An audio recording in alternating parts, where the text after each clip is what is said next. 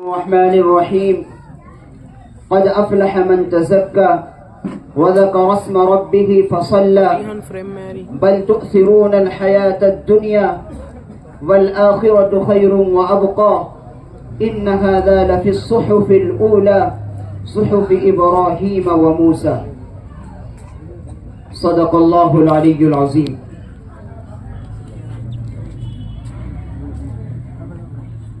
برادران اسلام، میں آپ تمام حضرات کو اور برادران وطن اور پوری امت مسلمہ کو عید کی مبارکبادی پیش کرتا ہوں۔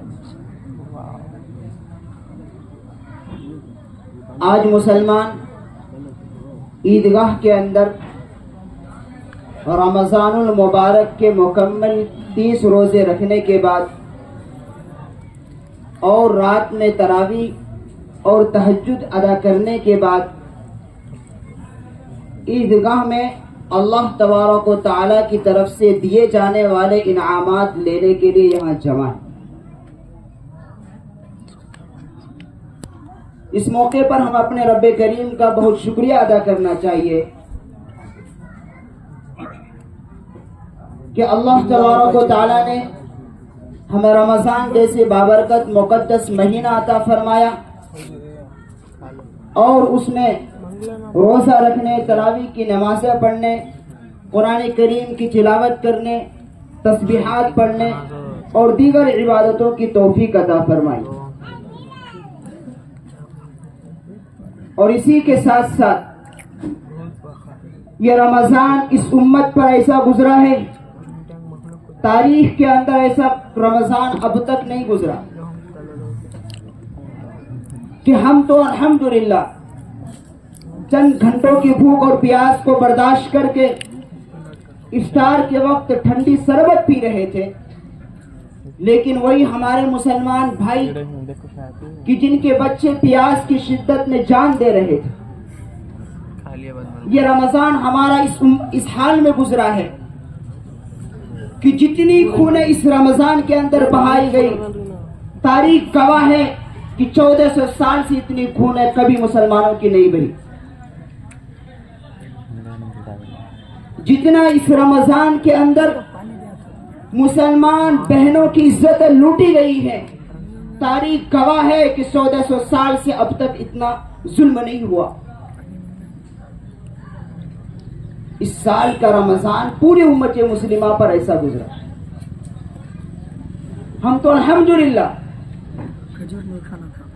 کہ میٹھی نیند سو رہے تھے، ٹھنڈی شربتیں پی رہے تھے، طرح طرح کی غذائیں کھا رہے تھے، لیکن وہی ہمارے بھائی کہ جو بھوک اور پیاس کی وجہ سے شدت میں تڑپ تڑپ کر دن کے بچے اپنے باپ اور ماؤں کے سامنے جان دے رہے تھے۔ یہ رمضان، اس سال کا رمضان اس حالت میں گزرا ہے، ہم اس کو نہیں بھول سکتے۔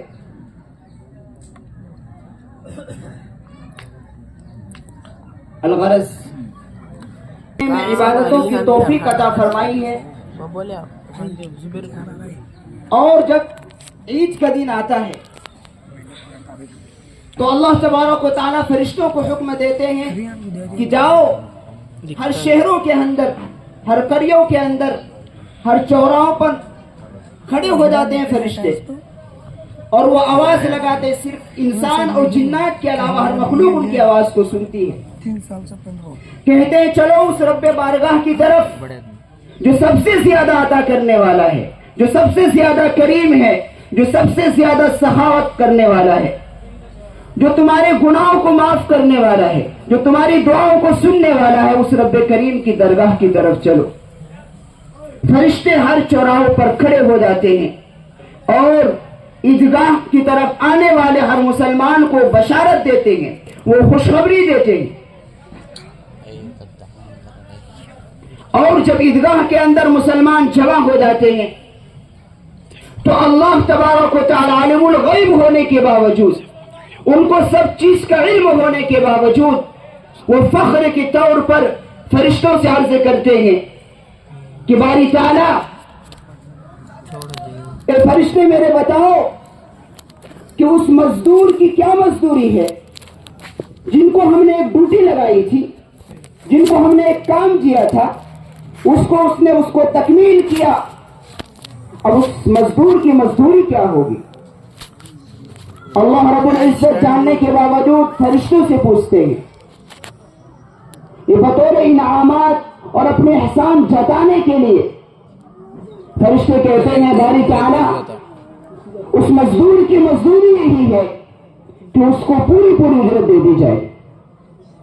اللہ تبارک و تعالیٰ ارشاد فرماتے ہیں، میرے فرشتوں تم گواہ رہنا، میری عزت کی قسم، میری جلال کی قسم، میری کبریائی کی قسم، میں ان کے گناہوں کو معاف کر دوں گا، میں ان کی دعاؤں کو سنوں گا، میں ان کے سیئات کو حسنات سے مبدل کر دوں گا، اور یہ عیدگاہ سے اس حالت میں لوٹیں گے کہ ان کے گناہ معاف ہو چکے ہوں گے۔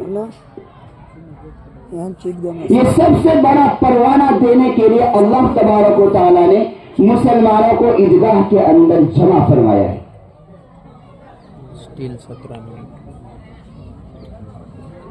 برادران اسلام، ہر قوم کے اندر، ہر مذاہب کے اندر کوئی نہ کوئی تہوار ہوتا ہے۔ عیسائیوں کے اندر کرسمس ڈے ہے، جن کو وہ حضرت عیسیٰ علیہ السلام کی پیدائش کی طرف منسوب کرتے ہیں، حالانکہ یہ بات بھی ان کی تاریخ کے روح سے بالکل غلط ہے۔ یہودیوں کے یہاں اس دن کو وہ عید مناتے ہیں، خوشی کا دن، کہ جس دن حضرت موسیٰ علیہ السلام کی قوم کو اللہ تبارک و تعالیٰ نے فرعون کی ظلم سے نجات دی تھی، اور فرعون نے ان کی قوم کو دریائے نیل کے اندر غرق کیا تھا۔ تو دیگر جتنے مذاہب ہیں وہ بھی تہوار مناتے ہیں، لیکن ان کی تہوار، ان کی عید کسی ماضی کے واقعات کے ساتھ متصف ہے۔ لیکن ہمارا یہ تہوار، مسلمانوں کا یہ دو تہوار عید الفطر اور عید الاضحیٰ ہے، لیکن ہم بھی کئی تہواریں مناتے ہیں۔ صرف دو ہی تہوار ہے اسلام کے اندر، عید الفطر اور عید الاضحیٰ، تیسرا کوئی تہوار نہیں ہے، وہ اس مسلمانوں کا اپنا بنایا ہوا، اللہ کے یہاں اس کا کوئی مقام نہیں ہے۔ یہ جو ہمارا عید کا دن ہے، یا عید الاضحیٰ جو جس کو بقرعید کہتے ہیں، یہ کسی ماضی کے واقعے کے ساتھ متصف نہیں۔ ایسا نہیں ہے کہ اس دن کوئی خاص واقعہ پیش آیا ہو اسلام کے اندر جس کی وجہ سے عید کا دن منایا گیا، خوشیوں کا موقع دیا، نہیں، ایسا نہیں ہے۔ چاہتے تو اللہ تبارک و تعالیٰ فتح مکہ کو عید کا دن بنا سکتے تھے، وہ بہت بڑی خوشی تھی مسلمانوں کے لیے۔ چاہتے تو جنگ بدر میں جو مسلمانوں کی تاریخی کامیابی ہوئی، چاہتے اس دن کو عید کا دن منایا جا سکتا تھا، لیکن نہیں۔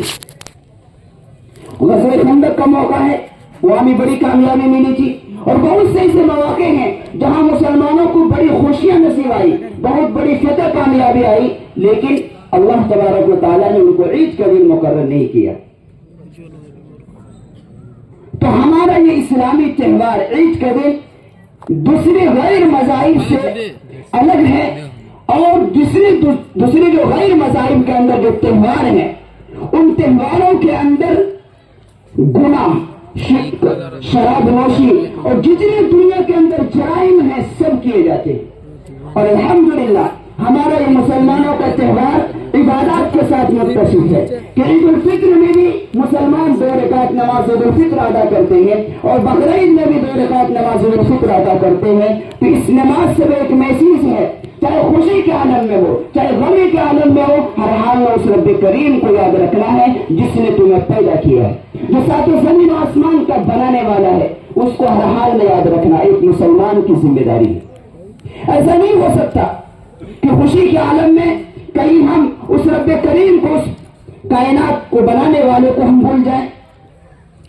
تو اس عید کی نماز سے ایک یہ پیغام دیا گیا ہے کہ ہم ہر حال میں اپنے رب کریم کو یاد رکھیں، خوشی کا عالم ہو، غمی کا عالم ہو، کسی بھی حال میں ہو، انسان اپنے رب کو در کو نہ چھوڑے، ہر حال میں اسی رب کو پکارے۔ اور یہ چیزیں اسلام کے علاوہ کسی مذہب کے اندر نہیں۔ خوشیاں ہیں، تہواریں ہیں، لیکن اسلام ایک ایسا نرالا مذہب ہے، اور اسلام اتنا خوبصورت مذہب ہے کہ دنیا کے اندر ایسا کوئی مذہب نہیں۔ انہوں نے ان کو بدنام کیا ہے تو ہم ہی نے کیا ہے۔ آج ہماری عمریں 30 साल, 40 साल, 50 साल, 60 साल, 80 साल, बल्कि बाद लोगों को 100 साल पहुंच जाती है, लेकिन वो इस्लाम को नहीं समझते। इस्लाम सिर्फ नमाज, रोजे, हज, ज़कात का नाम नहीं है।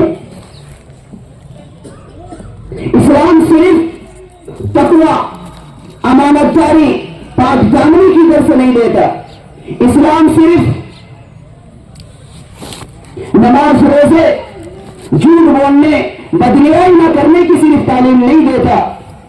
इस्लाम जहां इंफरादी इस्लाह की तालीम देता है, वहीं इज्तिमाई बुराइयों को खत्म करने की भी दावत देता है, और यह हर शख्स की जिम्मेदारी है। ये बात हमारे कानों में बहुत कम पड़ती है। बड़े बड़े बयानों में, बड़े बड़े इस्तेमाल में भी ये बात नहीं होती। हम लोग जिसकी अक्सर 90% मुसलमानों के ज़हनों में क्या बैठा है, सिर्फ नमाज, रोजा और ज़कात, बस इस्लाम पूरा है। इस्लाम का एक जुज़ है, वो भी मुकम्मल नहीं है। इस्लाम सिर्फ नमाज, रोजा, ज़कात का नाम नहीं है, और उसकी तालीम भी सिर्फ ये नहीं देता। इस्लाम पड़ोसियों के साथ हुकूक अदा करने की भी तालीम देता है। बिरादरान वतन के साथ सही रवैया अख्तियार करने की भी तालीम देता है। चाहे वो कोई भी आप पहचानते हो या ना पहचानते हो, आपके मजहब से उसका ताल्लुक हो या ना हो, उसके साथ अच्छी रवादारी, उसके साथ खुश अखलाकी से पेश आना, इस्लाम की तालीम देता है। इस्लाम सिर्फ नमाज, रोजा पढ़ने का हुक्म नहीं देता। इस्लाम जहां तकवा अख्तियार करने का हुक्म देता है, वहीं समाजी बुराइयां जो फैली हुई है आपके माशरे के अंदर, माहौल के अंदर, उस माहौल को, माशरे को गंदगी से पाक करना, यह भी इस्लाम की तालीम है। लेकिन कौन इसके लिए मेहनत करता है?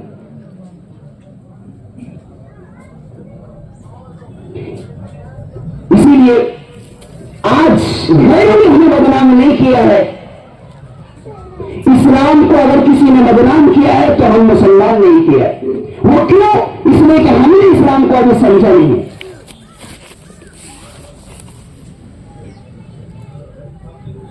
इस्लाम पूरी रवादारी और मोहब्बत और भाईचारगी का नाम है। लेकिन इंफरादी यानी अपनी जात की इस्लाह और माशरे की इस्लाह दोनों की तालीम देता है। सिर्फ खुद नेक बन जाना यह भी काफी नहीं है, बल्कि कहते हैं तो मुसलमान क्या है, जो माशरे के अंदर बुराइयां फैले और उसको खत्म करने की वो मेहनत न करे, उसका कोई जगह नहीं है। ऐसे इस्लाम का, ऐसे ईमान का कोई एतबार नहीं। इस्लाम जितनी मजबूती के साथ, जितनी शिद्दत के साथ नमाज, रोजे की तालीम देता है, इतनी ही खूबसूरती, इतनी शिद्दत के साथ माशरे के अंदर फैली हुई बुराइयों को दूर करने अपनी ताकत और हिम्मत के मुताबिक दावत देता है। क्योंकि हमने इस्लाम को समझा नहीं है तो हमें इन चीजों का इल्म भी नहीं।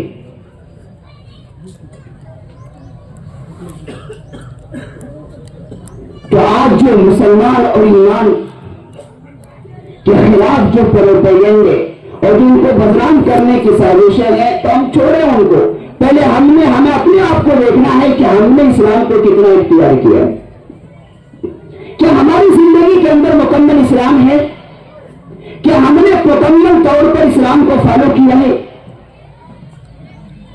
और ये तारीख गवाह है कि जब मुसलमान मुकम्मल तौर पर इस्लाम की तालीमात पर चलने लगे, दुनिया की किसी ताकत के अंदर ये हिम्मत नहीं है कि उसे इस्लाम को बदनाम करने या उसको इस्लाम से हटा सके।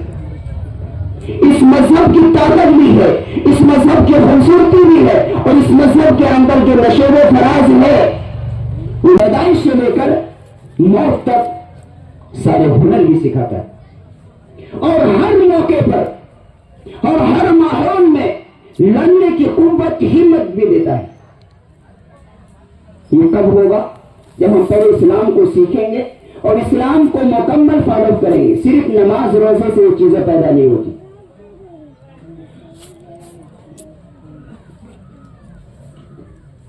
इस्लाम जहां नमाज, रोजे की तालीम देता है, वहां पाक की सफाई की भी तालीम देता है। वहां बिरादरान वतन से अच्छे सुलूक का भी मामला की तालीम देता है। یہ ہمارا اسلام جو کہتے ہیں یہ اسلام اخلاق کے ساتھ پھیلا ہے. اسلام تلوار کے زوروں سے نہیں پھیلا، خوش اخلاقی سے پھیلا ہے. یہ آپس کے لین دین بھائی چارگی سے پھیلا ہے، محبت سے پھیلا ہے. یہ تو وہ لوگ بدنام کر رہے ہیں جن کے دلوں کے اندر عداوتیں بھری ہوئی ہیں، جن کے دلوں کے اندر بغض بھری ہوئی ہے. اسلام تو محبت اور بھائی چارگی کی تعلیم دیتا ہے.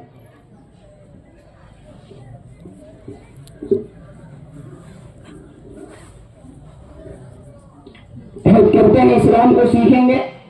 اس وقت جب تک ہم اسلام کو نہیں سیکھیں گے کامل مسلمان بھی نہیں بن سکتے. صرف نماز روزے پر نربھر نہیں ہے، کیونکہ ہم ایسے ملک کے اندر رہتے ہیں جہاں جن کی تعداد اکثریت غیروں کی ہے، ان کے ساتھ اچھا سلوک، ان کے ساتھ نرمی کا معاملہ کرنا، ان کے ساتھ معاملات میں صحیح رہنا، یہ بھی اسلام کی تعلیم ہے.